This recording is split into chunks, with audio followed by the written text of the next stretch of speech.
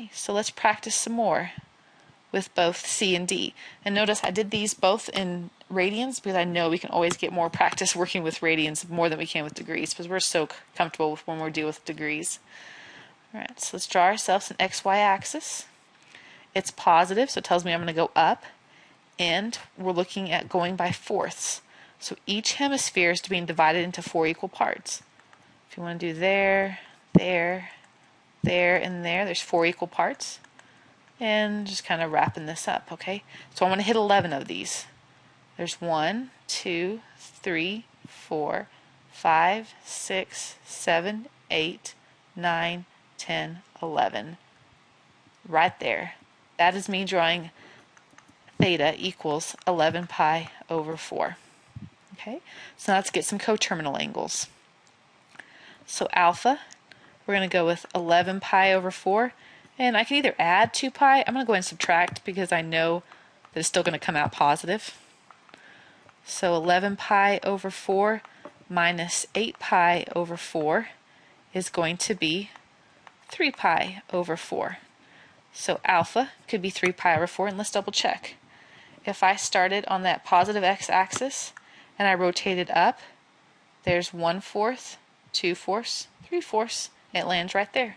So that's great. It's always nice when things work out. And then let's go with beta. I'm actually going to start with that 3 pi over 4. So the only way I can get into negatives is at least to start there, and then I'm going to subtract 2 pi. So 3 pi over 4 minus 8 pi over 4, and we get a beta to be a negative 5 pi over 4. So let's check our answers. Let me make that a little bit larger. Let's check our answers and see if we can actually get that on the graph as well. Negative 5 pi over 4 says let's start and go down. So there's 1/4, 2/4, 3/4, 4/4, and 5/4 right back to the exact same ray. So we are good to go. Both of these check out to be coterminal with our 11 pi over 4. Okay, one more time. Let's go with 17 pi over 6. So 6, that's what I'm going to divide my hemispheres into. Let's look. Okay, there's maybe 1 6, 2 6, 3 6, 4, 5, and then 6. So it's almost like each quadrant is into 3 equal pieces. And it says a negative 17 pi over 6, so we're going to start here and go down. So 1, 2, 3, 4, 5, 6, 7, 8, 9, 10, 11, 12, 13, 14, 15, 16, 17. Right there. That's our final ray. So going all the way back around that way, that's going to be our angle is equal to negative 17 pi over 6. Okay. Alpha needs to be a positive angle, and beta needs to be another negative angle. So if I start at negative 17 pi over 6, I'm going to add on 2 pi to try to eventually get to my positives. Okay. So it's negative 17 pi over 6 plus 12 pi over 6, and that is a negative 15 pi over 6. Well, since this is negative, and I added on 2 pi, technically what we just found was a beta, because beta always represents a negative coterminal angle. So let's go ahead and circle that one up and call that one done. And you know what? Now that I'm looking at that, negative 17 and 12 is just a 5. So let me take off that 1 that's sitting there in front, because we don't really need that.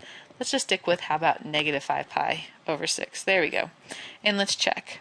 If I start here at that positive x-axis, and I go down 1, 2, 3, 6, 4, 6, 5, 6, and it lands us right there. So that's really, really perfect. Now I haven't found an alpha yet, because alpha has to be positive.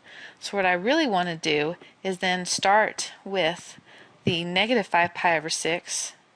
So I'm going to kind of just do some erasing here for a second, give us a little bit more room here. I want to start at that negative 5 pi over 6, because that's still coterminal. It's technically part of our answer. And then we're going to add on the 2 pi. So negative 5 pi over 6 plus 2 pi. So negative 5 pi over 6 plus 12 pi over 6, and that's going to equal 7 pi over 6. That's positive, so we can call alpha as 7 pi over 6. And then, like before, if we really want to kind of come back and just check some of our problems, let's check. Start here at the positive x-axis and go up. So 1, 2, 3, 4, 5, 6, and 7 lands us right there on that ray, and we can call that one done. So there are two angles that are both coterminal with negative 17 pi over 6. All right. Example 2. In this example, what they want us to do is just be able to convert back and forth from degrees into radians. And then in example 3, you're going to see we're going to go from radians back to degrees. Okay, so if I have 240 degrees, basically it's like, what do I want to multiply by so I get rid of the degrees and leave radians behind? Well, think about it kind of in terms of chemistry. It's almost like in your units. You want to cancel your units out. If I have a degree up top, I need to put a degree down bottom so it cancels off. And what we know is this ratio, that 180 degrees is the same thing as pi radians. Okay, so that way by putting it in the denominator, the degrees will go away, and let's reduce 240 and 180. Well, 60 goes into both, 60 goes into 180 3 times, and 60 goes into 240 4 times, and then we have our pi. So 240 degrees is 4 pi over 3, and that one's done. A negative 216 degrees, we're going to multiply again by pi over 180, so that way our units of degrees cancel off. And then we've got to go about is just simplifying this problem. Off the top of my head, I can think of is that both are divisible by 6, and that 216 divided by 6 is 36, and 180 divided by 6 is 30. So if we keep kind of going with this, in the sense of dividing by 6 again, it looks like that we know that 6 into negative 36 would be a negative 6, and 30 divided by 6 is 5. And I just went ahead, as you can see in this, both of the, with the 240 degrees and the 216, that number out front always multiplies to the top into your numerator. So 216 degrees negative is the same thing as a negative 6 pi over 5. Okay, and last but not least, here on example 3, we're going to go backwards. What we want to do is convert from pi into degrees, so our radians into degrees. If I start out with 19 pi over 5, think of your units as pi. So I want to put them in the denominator so that way I can cancel these out. And the thing is, 1 pi is the same thing as 180 degrees. So here the pi's are now going to cancel. And maybe to clean this up, how many times does 5 go into 180? Which actually is 36. And then to finish this up, all we have to do is multiply 36 by 19, which I'm going to have, yes, I'm going to have a calculator here to help me out with this just a little bit, but it is 684 degrees. So 19 pi over 5 is the same thing as 684 degrees.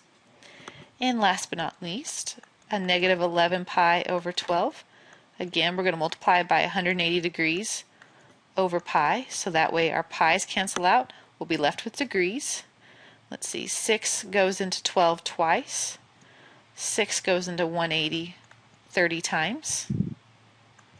Or if we want to finish reducing that just a little bit more, 2 goes into self once, and 2 goes into 30 15 times. So all we have left to do is multiply 15 times a negative 11 and get a negative 165 degrees.